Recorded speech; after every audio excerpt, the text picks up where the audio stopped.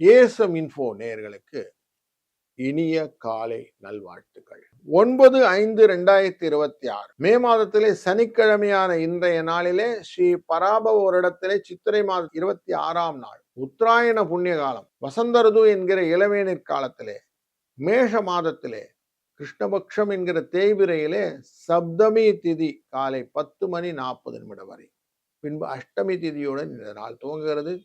இன்றைய நாளிலே திருவோண விரதம் என்கிற சிரவணம் என்கிற நட்சத்திரத்திலே சந்திரன் இருப்பார். மாலை 8:03 வரை, பின்பு அவிட்ட நட்சத்திரம் உண்டு. அதனால இன்னைக்கு திருவோணம் விரதம் இருப்பதும் நல்லது. சித்திரை மாதத்திலே திருவோண நட்சத்திரத்திலே சந்திர பகவான் வரும்போது தில்லையில் இருக்கக்கூடிய நடராஜ பெருமானுக்கு அபிஷேக ஆராதனைகள் பண்ணுவதும் வழக்கம். அதனால நடராஜர் அபிஷேகத்தை பார்ப்பதும் இன்றைக்கு விசேஷம்.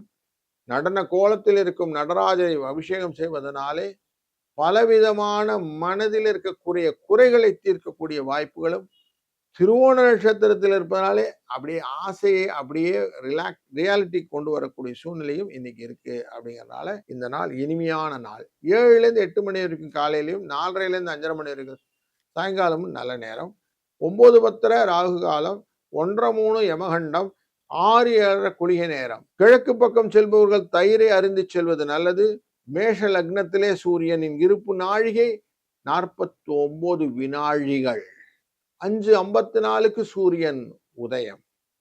புனர்பூசம் மற்றும் பூச நட்சத்திரக்காரர்களுக்கு, மிதுனம் மற்றும் கடகராசிக்காரர்களுக்கு சந்திராஷ்டமம். சூரியன் உச்சமாக மேஷ ராசியிலே, சுக்கிரன் ஆட்சியிலே புதனுடன் சேர்ந்து ரிஷப ராசியிலே, குரு மிதுன ராசியிலே, சிம்ம ராசியிலே கேது, கும்பராசியிலே ராகு, சனி செவ்வாய் சேர்க்கையுடன் மீன ராசி என்று இந்த நாள் துவங்குகிறது. தனுசு ராசி நண்பர்களே, இன்றைக்கு உங்க ராசி 2ஆம் இடத்திலே திருவோண நட்சத்திரத்திலே சந்திர பகவான் இருப்பதனால் சவண விரதம் இருப்பது நல்லது.